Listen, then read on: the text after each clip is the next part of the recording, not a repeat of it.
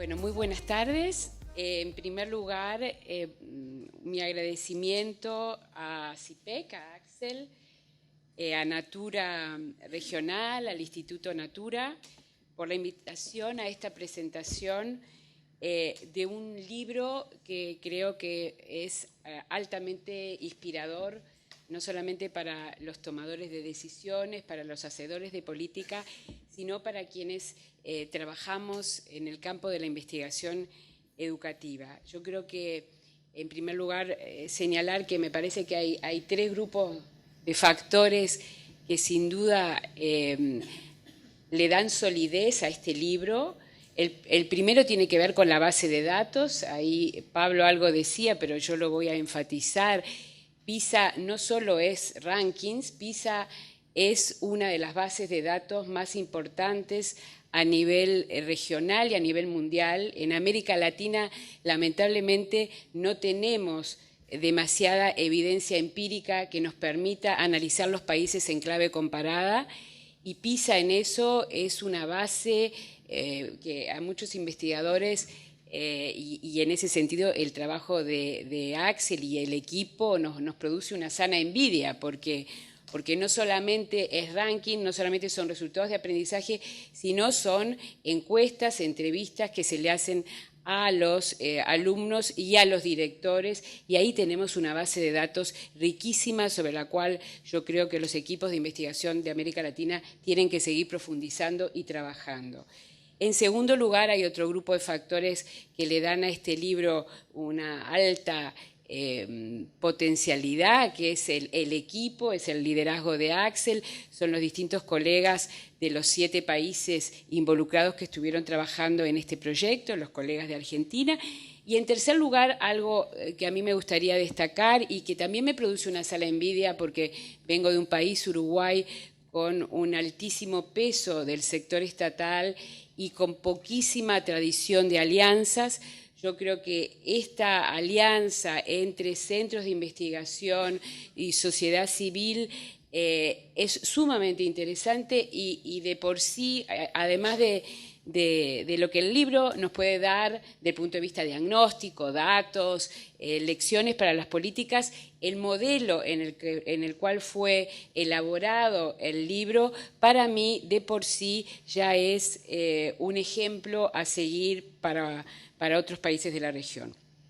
No me voy a detener porque, bueno, además es fácil en mi caso decirlo, puedo indicar que quienes me precedieron ya lo han dicho todo, pero no me voy a detener demasiado en los análisis, en los diagnósticos que tan claramente ha expuesto Axel, Ernesto y bueno, y que Pablo también ha interpelado, sino que voy a subrayar brevemente algunos puntos examinados en el mapa de política educativa en América Latina referidos a políticas docentes. Y a mí me produjo una gran alegría que una de las últimas figuras que presentó Axel en el PowerPoint pusiera en el centro a los docentes. Romper el bloque de hielo de la docencia es el subtítulo elegido en el libro para tratar las políticas docentes. Yo creo que esta es sin duda una metáfora provocadora que encuentra su correlato en una realidad en la cual las políticas docentes de muchos países latinoamericanos han permanecido congeladas en el tiempo. La hipótesis del libro es que hemos comenzado una fase que yo llamaría de descongelamiento, y es posible que así sea, pero a mí me gustaría complejizar un poco esta hipótesis. Todos los estudios a nivel regional y a nivel internacional, todos apuntan a un mismo sitio. Basta con tomar la prensa, basta con ver las declaraciones de los ministros latinoamericanos. ¿Qué se nos dice? Se nos dice que los buenos docentes son esenciales para que los estudiantes incorporen aprendizajes significativos, que los directores son fundamentales para que los docentes trabajen mejor. ¿Cómo se convierte una escuela o un liceo en un liceo que permita que los niños, las niñas, los jóvenes tengan aprendizajes significativos y sean mejores ciudadanos del mañana. ¿Cómo se logra eso? Estas son algunas de las preguntas que subyacen los planteos del libro y que fue tratada específicamente por una investigación que el libro cita, que es la investigación del Grupo McKinsey. El Grupo McKinsey ha hecho muchas investigaciones sobre los rankings que son, que han sido muy criticadas, pero hizo una en el año 2010 que el libro rescata y que a mi entender es muy interesante, en donde se analizan 20 sistemas educativos en el mundo que han registrado mejoras significativas y sostenidas en un periodo de 10 años. Ese informe lo interesante que hace es que compara los países consigo mismos, es decir, no hace un ranking de países, sino que lo que hace es comparar algunos países consigo mismos. Y ahí se llegan a una serie de conclusiones, de lecciones aprendidas, y se indica que los países que mejoran comparados consigo mismos hacen 3 cosas bien. En primer lugar, cambian su estructura, estableciendo nuevos tipos de escuelas y de liceos, modificando años escolares, descentralizando responsabilidades del sistema. En segundo lugar, cambian sus recursos, añaden más personal a los centros educativos, incrementan el gasto por alumno. Y en tercer lugar, cambian procesos, es decir, modifican currículum, modifican la forma en que los profesores enseñan, la forma en que los directores dirigen. Estos 3 grupos de factores, son importantes para la mejora. Ahora, si nos referimos a la temática docente, yo diría, y en esto complejizo un tanto la hipótesis del libro, que la respuesta no solamente está en los cambios en la estructura, en mayores recursos o en cambiar los procesos, que las respuestas están entre lo que podríamos llamar la articulación de los distintos componentes esenciales para las políticas docentes. Esos componentes tienen que ver, en primer lugar, con la valoración social, en segundo lugar, con las condiciones laborales de los docentes, en tercer lugar, con los factores que hacen a la formación inicial y continua, y en cuarto lugar, el cuarto componente se vincula con lo que es el desempeño del docente. La situación de los países latinoamericanos que analiza el mapa evidencia justamente mejoras, reformas, pero para mí una importante desarticulación en las políticas. Dicho de forma muy esquemática y para ir bien rápido, quienes forman a los docentes no tienen nada que ver con quienes los contratan, no dialogan, no hay continuidad en las políticas, también tienen poco que ver con aquellos que evalúan el desempeño. Es un campo de estudio en el cual tendríamos mucho para dialogar y también para profundizar en futuras investigaciones. Es decir, preguntarnos, en definitiva, cómo se da la articulación entre políticas que promuevan condiciones laborales adecuadas, una formación inicial y continua de calidad y una gestión que fortalezca a los docentes en su tarea de enseñar. Y yendo más allá, cómo lograr que estas políticas se mantengan en el tiempo. El libro nos muestra acertadamente que en las últimas décadas América Latina ha experimentado una amplia gama de políticas y de reformas. El libro nos dice que en muchos casos las orientaciones fueron semejantes y que su éxito, el éxito de esas políticas, ha variado considerablemente. Hay países, como se cita el caso de Chile, que han mantenido las orientaciones de políticas a largo plazo y han permitido establecer un entorno predecible, estable. En otros ha habido mayores discontinuidades.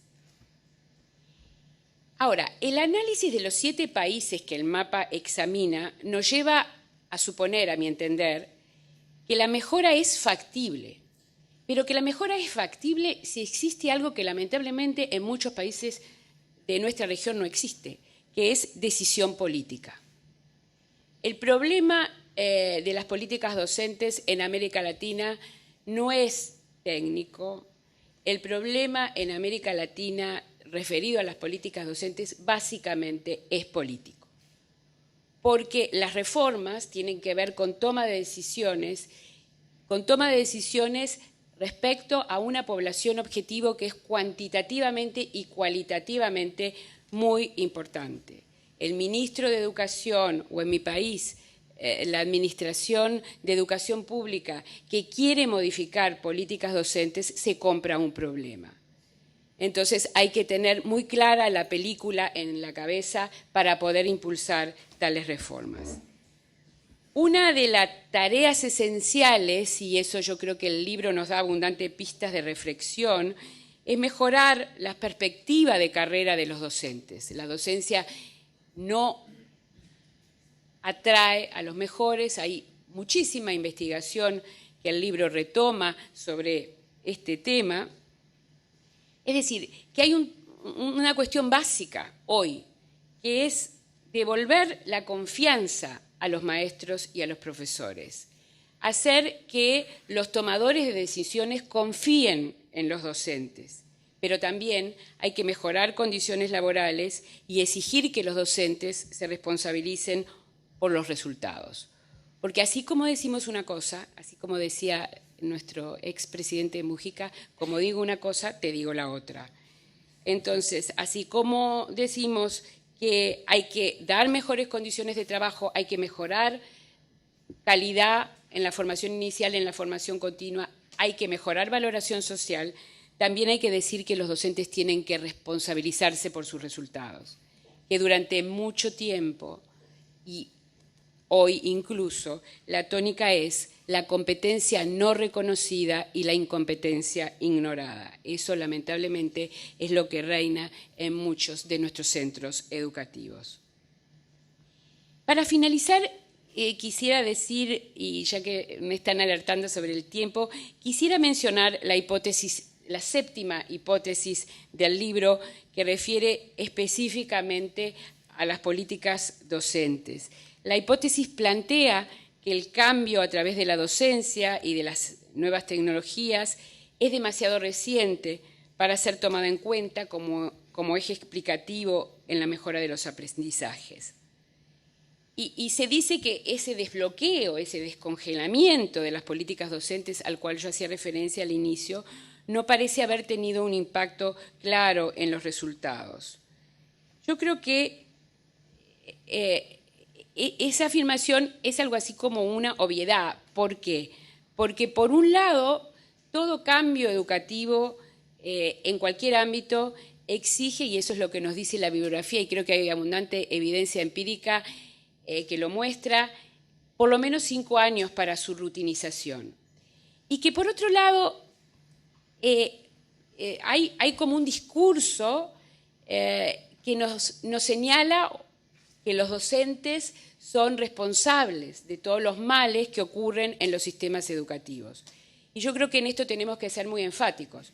Los docentes no son ni víctimas ni culpables. Los docentes deberían ser considerados como profesionales, pero como profesionales en países en donde lamentablemente la docencia aún no es una profesión, es una semiprofesión, porque no están dadas esas condiciones que nos permitan mencionar que las políticas actúan hacia una profesionalización plena.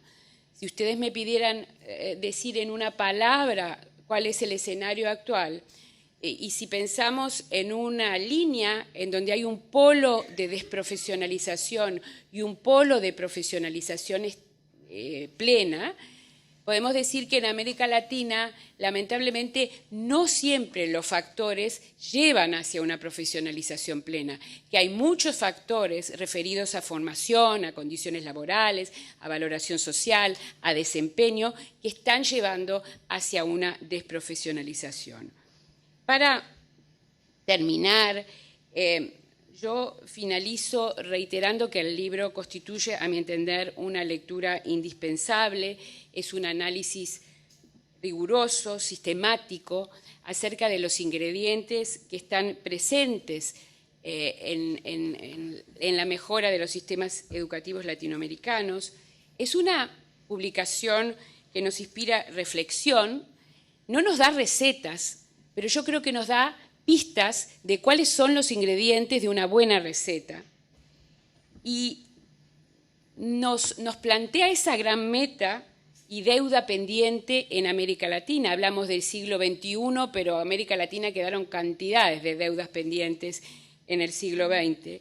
Y esas deudas tienen que ver con que cada niño, cada niña, cada joven pueda ser un ciudadano pleno, como dice el libro, lleno de capacidades para protagonizar y defender su destino. Una última palabra para decirles a Axel, a su equipo, a la fundación, a los colegas que han dado seguimiento a esta investigación, que para mí ha sido una gran alegría como pedagoga, que el análisis de una base de datos tan preciada para los economistas, que ese análisis de base de datos termine diciéndonos hay que repensar la pedagogía. Yo creo que tenemos algo acá muy interesante para seguir profundizando y para seguir explorando en el futuro. Muchísimas gracias.